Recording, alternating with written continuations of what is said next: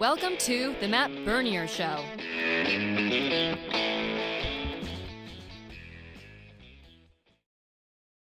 My name is Matt Bernier. We're here on live.drf.com. If you're watching on live.drf.com, thank you for doing so. You can follow me on Twitter at Bernier_Matt. Plenty of other ways for you to find this show. If you're interested, Facebook, SoundCloud, YouTube, iTunes, all sorts of different ways for the podcast version. But Facebook, more importantly, we're live here. And apparently today, for the first time, we're rolling out Twitter. We're going to see if this works at all again. Just trying to have as many people available. If you want to watch it, you got a bunch of different ways to check us out every Friday, noon Eastern, 9 a.m. Pacific. A lot to get to today. Really, again, this is sort of the quieter time of year. We've got closing weekend at Los Alamitos. We've got a couple of graded stakes coming up tomorrow afternoon down at Gulfstream Park. We'll get into the Pegasus World Cup discussion momentarily. That's going to be sort of the key beginning to this show. But unfortunately, we've got to start. We have to acknowledge the sad news that we found out earlier this week with Garrett Gomez passing away, 44 years old. Jay Privman wrote a much, let's put it this way, he can speak of it much more eloquently than I can. You can find that article on drf.com. Just a couple quick highlights for Gomez, unfortunately. 3,700 plus victories in his career, over $205 million in career earnings, a two-time Eclipse Award winner as outstanding jockey. That happened in back-to-back years, and he also won 13 Breeders' Cup races. Just a really sort of disappointing and sad way to have things going on as we get closer to the new year, and we just got to wrap up 2016. Unfortunate how everything shook down there, and thoughts and prayers with the family as well, with Craig Sager, who we lost yesterday, and Alan Thicke earlier in the week. Just really a tough way to end 2016. Hopefully 2017 we get back to bigger and happier things. Let's go on to some racing here as easily as we can. It's not the easiest transition point, but an event that I haven't really discussed at all in this show here, simply because timing-wise, we had a long way to go and we had a lot of other things to discuss. The Pegasus World Cup is only about 6 weeks away, and I think it's important to discuss it this week particularly because we've got a lot of horses that this is sort of their prep, if you will, leading up to the Pegasus World Cup, which is, again, 6 weeks away at Gulfstream Park. And the big horse that we'll talk about, and we'll start off with California Chrome, the people's horse. He's already won a Horse of the Year title in the past. That was 2 years ago. It sounds like he's supposed to be running in the Winter Challenge at Los Alamitos tomorrow. We'll have that for you on live.drf.com starting at 3 o'clock Eastern. The concern has to be the weather, and it sounds like the Shermans have made it clear if for some reason the track is sloppy or sealed or it's just not to their liking, they will scratch and they'll bypass the event. Last I had seen last night, it was a little bit on and off rain. Today it's on and off rain this morning, and it's supposed to let up a little bit as the afternoon goes on. But again, that's just what the meteorologists are saying. Hopefully Mother Nature cooperates and we get to see California Chrome at his home base. He's been based at Los Alamitos since he was a baby, so it'd be nice for him to sort of a signing off, a send-off from him leaving California, headed to Gulfstream Park with one final race, or a first race actually, at Los Alamitos. If he runs tomorrow, he's going to be just a huge, huge favorite. We'll talk about that race in a little bit. But it's also worth noting some of the other horses that we've seen recently that are either prepping in races this weekend for the Pegasus World Cup or possibly working toward it. Arrowgate, the winner of the Breeders' Cup Classic, arguably one of the most spectacular horses we've seen as far as accomplishment and raw speed and ability over the past 10, 15 years, coming off the heels of the sort of double, the Travers into the Breeders' Cup Classic, the first horse to ever win those two races in the same season. He drilled the other day, and it looks like Baffert, all along it kind of felt like they were just planning on training up to the Pegasus. Baffert thought he looked so good the other day that he may end up running on New Year's Day in the San Pasquale at Santa Anita Park. That would be fascinating to see if he does. I saw a little bit of video of the workout. Again, I'm no expert. I leave that to Mike Welsh and Mike Vesci, but just based visually, I mean, I can tell when a horse looks good as opposed to looking terrible. He looks like $1 million, and he should. He's a horse that's earned a couple of 120-plus Beyer speed figures. Be a fascinating rematch if we get to see it. But they're not the only two that would be running in the Pegasus World Cup. Neolithic, the Wednesday formulator race of the day was down at Gulfstream Park. Dan Illman and I went over that race. Neolithic put on a show. He earns a 104 Beyer speed figure. Just took heat right from gate break and still went on with the open up.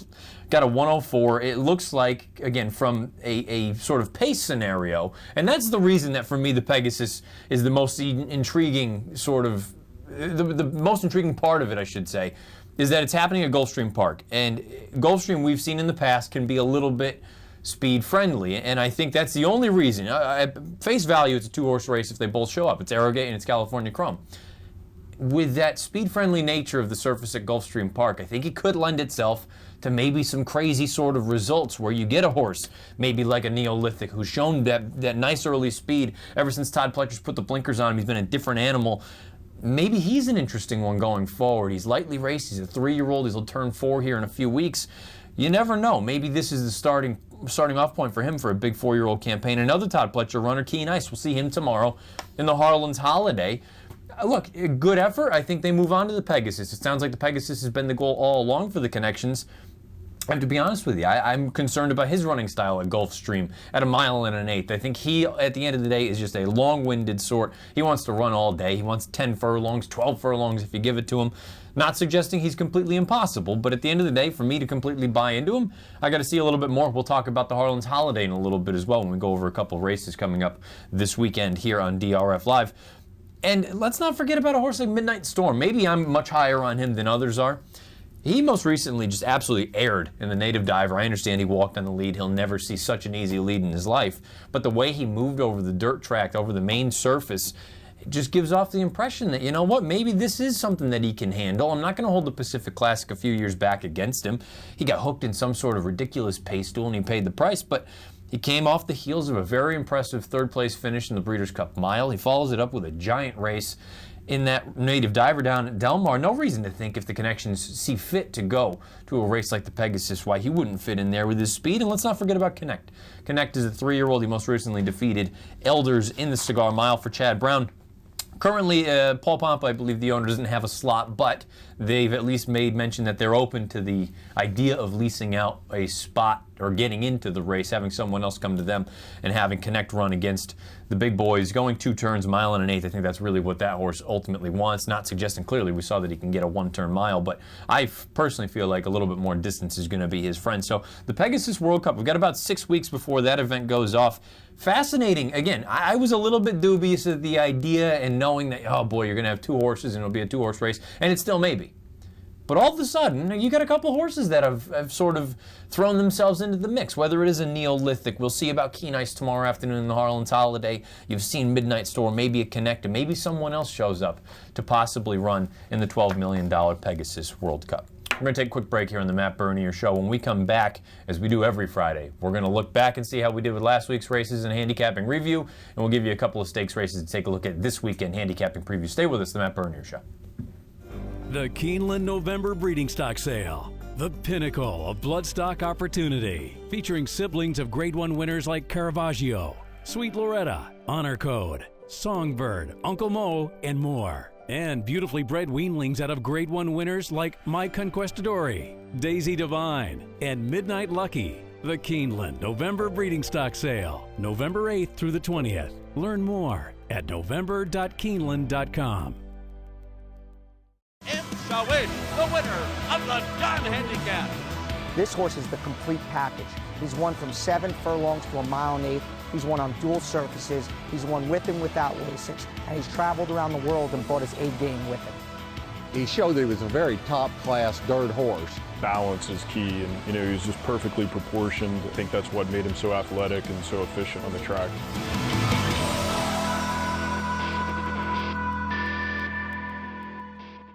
Well, the amazing thing about our work was just how similar he is to Uncle Mo. I mean, right away, of all of Rapoli's babies, he stood out as the most advanced, the most precocious, and the most talented, and that was exactly the same thing we'd seen a few years before with Uncle Mo. Outwork wins it for John Velasquez. To be able to win a Grade 1 like the Wood Memorial in only his 4th lifetime start was very impressive.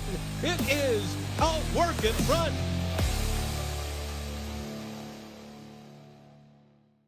California Chrome, straight and strong. Absolutely sensational. California Chrome. California Chrome. To California Chrome. All the way to the Kentucky Derby. California Chrome wins impressively. He's gone into overdrive. California Chrome wins the Dubai World Cup.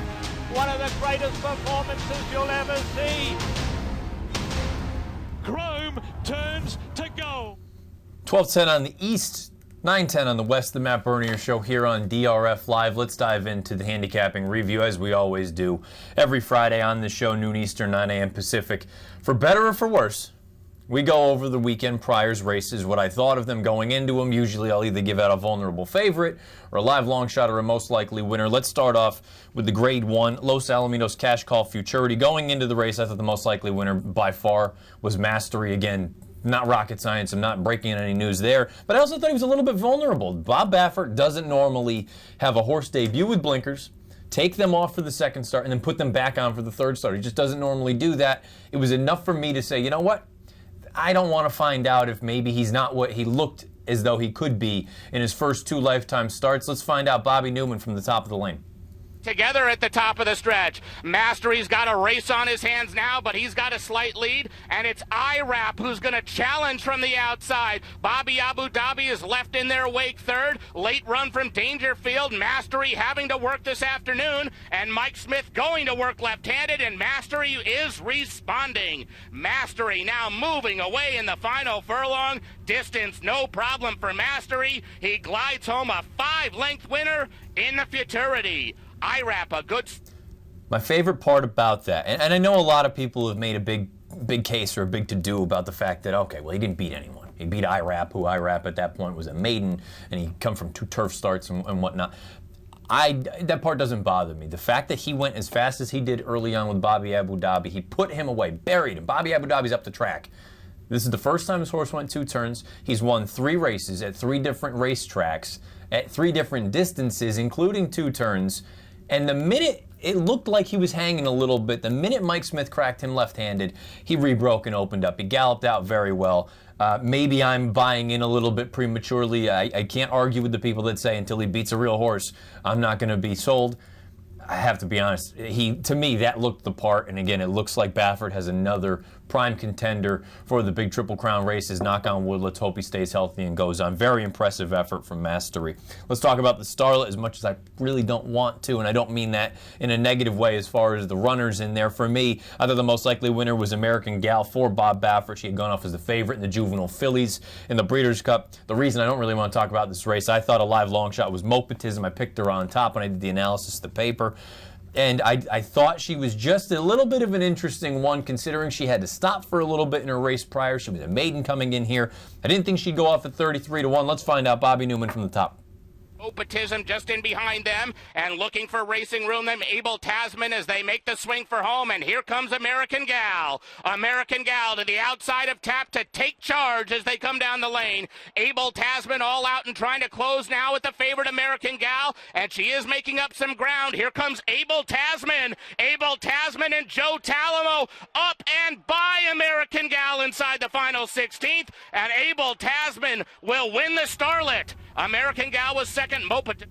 Abel Tasman, can't take anything away from her. Look, she was a nice horse coming in. She had the co-highest last out buyer in the field. She made sense in a lot of ways, and she also had a 2-turn victory to her name. American Gal, I'm not going to hold this race against her. A lot of people want to just sort of dump on her and say, yeah, she's not that good.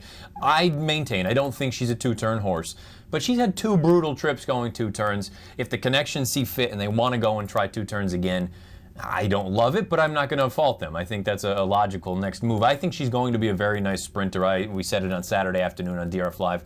I kind of feel like maybe a race like the 8 Bells, Derby weekend, that's really going to be her sort of bread and butter. Maybe she turns into a Karina Mia type. We'll find out. I don't want to sort of put the horse before the wagon, or however, I don't even know how that saying goes. The reason I was so disappointed in the Starlet, you saw it. Maybe I'm making much too much out of it. Mopatism she had some run, and the fact that she came on again at the end, that makes me think that there's a little bit of quality here to this Uncle Mo filly. It was one of those things. I can't fault Mario Gutierrez. He gave her a beautiful ride. It was the perfect ride until it wasn't. Until things just kind of closed up on him. He had nowhere to go. I think he thought that Tapped was going to float out a little bit more as she did coming off the far turn.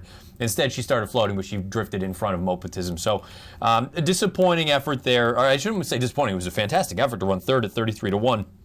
Disappointed for my bankroll, because it would have ended up playing out very nicely had she gotten up. But a most likely winner, I made American Gal. She finishes second at 4-5. Live long shot Mopatism third at 33-1. Let's turn the page. Let's move on to this weekend. We've got 3 races lined up for you. What we're going to see, if you're new to the show, whether you're watching on live.drf.com, whether you're watching on YouTube, SoundCloud, drf.com, any of those sort of things, Facebook, Twitter, You're going to see entry cards as we normally have for the race of the day previews and the stakes previews. The difference is the odds you're going to see on the far side of the screen. Those are my odds, what I consider fair value on each one of these runners. Let's start off down at Gulfstream Park with the Harlan's Holiday. It's a field of 7. We might as well just call this the Todd Pletcher Invitational. Let's take a look at that entry card if we could. Again, field of 7. I think the most likely winner in the race, and I didn't peg him as a most likely winner because you see I have 4 horses between 5-2 and 3-1. I like Stanford. I picked him. You can get all the nuts and bolts on video.drf.com as far as the preview is concerned. I look at it and say, Keen Ice is going to take a lot of money. Keen Ice, in many ways, from a figure standpoint and from a class standpoint, is the horse to beat. Keen Ice is 2 for, 16, 2 for 17 at this point in his career. He likes to nibble. He's at Gulfstream Park. I think he's against the grain. I don't think there's a ton of pace in this race. I believe Awesome Slew tries to clear. I think Stanford sits just off with Johnny V. I feel like this is a classic Keen Ice clunk up. He'll run a good second, good third. People will say, it sets him up perfectly for a race like the Pegasus. At the end of the day, I think he's a vulnerable favorite. I made Keen Ice the vulnerable favorite in this spot. Again, acknowledging I like Stanford in this spot. He's my pick. I made him 5-2. I think in many ways he's the most likely winner. I made Keen Ice a vulnerable favorite. Let's move on. We've got 2 stakes races out at Los Alamitos. Again, hopefully Mother Nature cooperates and the rain tapers off here. Let's start off with the 2-year-olds early in the card. You're going to have heavy favorites in both of these races. Let's start with the Soviet Problem. It's a field of 6 2-year-old girls. They're going 2 turns. Sir Cat Sally was fantastic when she broke her maiden, most recently at Del Mar, at First Asking. She's going to get Drayden Van Dyke in here. For any of you that are big jockey players, don't freak out that Mike Smith isn't here. Mike Smith apparently is off visiting family this weekend. I'm going to go out on a limb and say no disrespect to Drayden Van Dyke.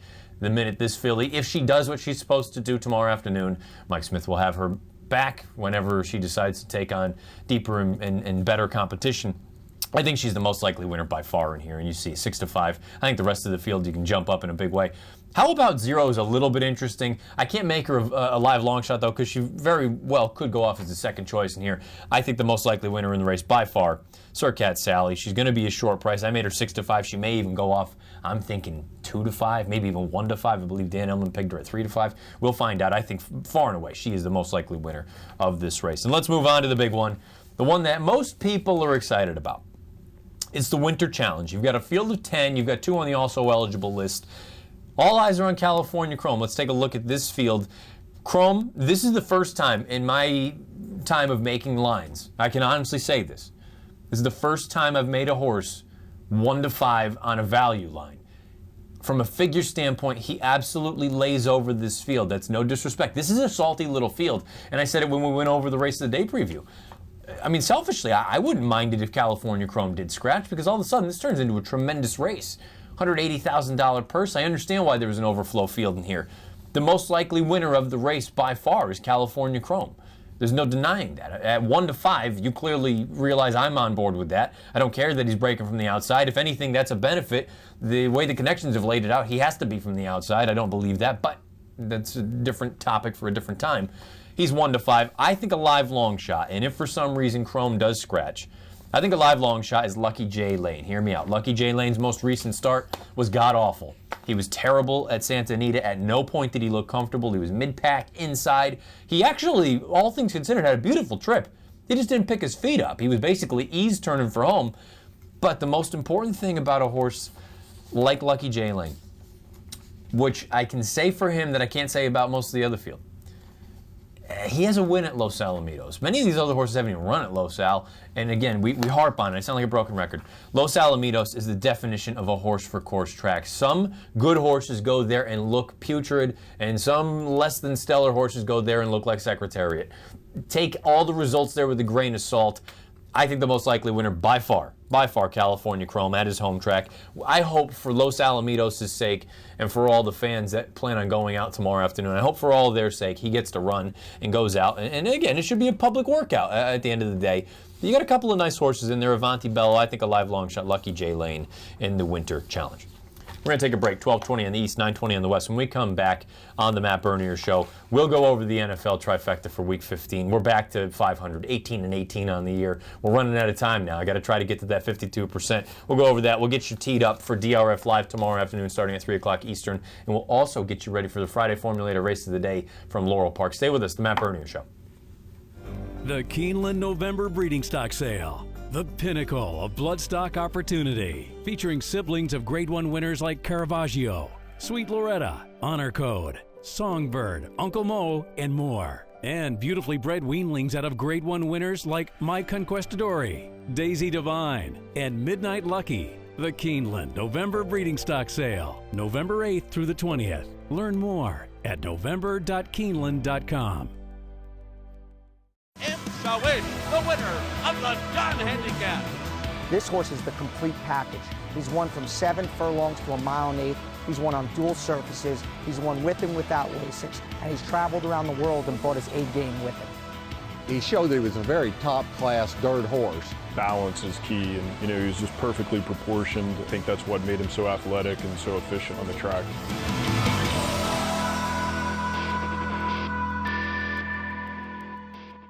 Well, the amazing thing about Outwork was just how similar he is to Uncle Mo. I mean, right away, of all of Rapoli's babies, he stood out as the most advanced, the most precocious, and the most talented, and that was exactly the same thing we'd seen a few years before with Uncle Mo. Outwork wins it for John Velasquez. To be able to win a Grade 1 like the Wood Memorial in only his 4th lifetime start was very impressive. It is Outwork in front.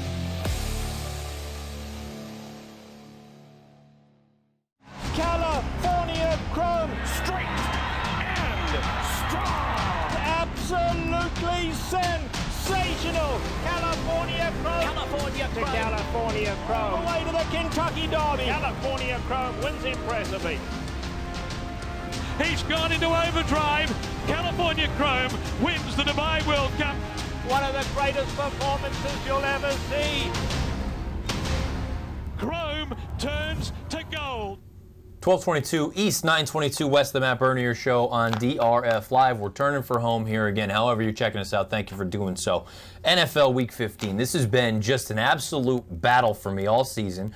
And I think anyone else that likes to have a few dollars, few pennies, maybe on a couple of games here and there, more often than not, it's a battle. But, as I said at the very beginning of this thing, this could easily be the most embarrassing thing I've ever done in my life, because in the past, my NFL stuff hasn't been so good. Well, guess what? We're batting 500 through 36 games, and we've got to get to 52%. We've got to knock out the VIG, got to beat that. If we do, it's a profitable year. So, 3 games lined up, Week 15. I have to be honest with you. I like 2 of them. I hate one of them. And I shouldn't say I hate one of them. It was just more a matter of I didn't like anything else on the rest of the card. But let's start off from the top. And this is in chronological order. So guess what? I basically have the last 3 games that you're going to be watching here. Let's start off with the Oakland Raiders at the San Diego Chargers. The Chargers are catching 3 points at home. I didn't like to see on Twitter earlier in the week that the home crowd was pumping in noise at their home practice for a home game, which means no one was showing up to their home games to begin with, and they think there's going to be a large contingent coming down from the Bay Area. That, to me, is a little bit of a bad sign, and maybe that's part of the reason it sounds like the steps and the wheels are in motion for the Chargers to start sharing that new stadium whenever it is finalized in Los Angeles with the Rams. God knows they need a better product than what we've seen from the Los Angeles Rams. Look, Phillip Rivers, catching points. The Chargers have been in a lot of close games this year. And the Raiders, I'm not going to hold that game against the Chiefs against them. Derek Carr's got that screwed up finger. I think that's a lot worse than people are making it out to be. People said, oh, he finally had a bad game. Well, you try and throw a football with 3 fingers and a thumb. That's not going to work out very well. If he lost the MVP because of it, that's disappointing because he was putting together an MVP sort of season. I won't be surprised if the Raiders do win. But I think this game's going to be very close. I think catching 3 at home, we always talk about it. A home dog is always a good thing to take. I don't care how bad the team looks on paper. A home dog is always an interesting sort of proposition. Give me the Chargers plus 3 at home against the Oakland Raiders. Let's go to Sunday Night Football. This game got flexed in. You've got the Tampa Bay Buccaneers catching 7 points against the Dallas Cowboys, America's team. They lost last Sunday night. They killed me. They kept me from a 3-0 weekend. It's okay. Dak Prescott had a bad game. I'm not going to hold that against him. He played better than Eli Manning did. No one's talking about that. If the Giants had lost that game, I actually read a headline, and I think it's completely accurate. And I'm not just saying this because I'm a Patriots fan and I think the Giants I don't like the Giants. Eli Manning has been god-awful over the past, really, year and a half, 2 years? The Giants are winning in spite of Eli Manning, not because of him, and that's not a good thing going down the stretch. Anyway, I digress. Let's get back to the two teams that are playing. The Cowboys, don't hold that against Dak. I think they may end up making a stupid mistake and putting Tony Romo in. Not that I think Romo can't win. It's just he hasn't played in over a year at this point. And Dak hasn't played poorly. Don't screw up a good thing that you got going. You're still the number 1 seed. I think the Cowboys are a very good team. 7 points for a red-hot Tampa Bay Buccaneers team. Jameis Winston, he makes a lot of stupid decisions on the football field. I'm not talking about the other stuff that he's made terrible decisions with as well. He makes a lot of dumb choices with the football, but at the end of the day, I understand you're intoxicated by Mike Evans out on the far outside. You throw him jump balls left and right. Mike Evans is a guy, too, sneaky under the radar that no one really talks about as the best of the best. He's right up there. He has to be considered a top 10 receiver in the league. 7 points for a team that's won 5 consecutive games, including victories over the Seattle Seahawks, who just buried last night the woeful LA Rams. Give me the points. I'll take the 7 points with the Bucs on the road Sunday night against the Cowboys. And Monday night, I'm a Cam Newton fan. He has also made some poor decisions in his life, or in his career, his life too. I mean, it's the reason he got thrown out of Florida for stealing computers. But again, neither here nor there. That is a team as a whole that just seems like they've given up. Ron Rivera seems like he's lost the team a little bit. I don't know what you want to do with them going forward. Do you blow the entire thing up? Do you move on from Newton? Do you fire Ron Rivera just a year after they were in the Super Bowl? Who knows? Again, neither here nor there. They're at the Redskins. The Redskins laying 6.5 at home Monday night for the same reason I said last week. And they had to battle in Philadelphia. The Redskins are in absolute must-win mode if they want to try to get into the postseason. 7 points to me seems fair. I don't think that's an overreach or a ridiculous number. The Panthers just haven't been playing very well recently. They got to go on the road into Washington. You better believe Monday night it's going to be a good crowd. I think a touchdown is very reasonable. Give me the Redskins minus 6.5 on Monday night. A quick recap for the 3. 18-18 going into this weekend. Again, now we really just need to win series. If I can go 2-1 here, all of a sudden we got a little bit to work with. The Oakland Raiders at the San Diego Chargers. Give me the Chargers plus 3. The Tampa Bay Buccaneers at the Cowboys. Give me the Bucks plus 7. The Carolina Panthers at the Washington Redskins. Give me the Redskins minus 6.5. Let's get you ready for DRF Live tomorrow starting at 3 o'clock Eastern. Dan Illman, Mike Beard, they'll kick things off.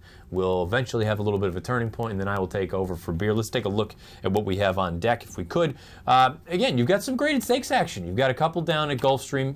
One graded, I should say, that we'll have carried for you anyway. But we've got a couple other stakes races, whether it's the El Prado, whether it's the Queens County up here at Aqueduct. It looks like it's going to be warmer, thank goodness, because right now with the wind chill, I believe it's 11 degrees outside.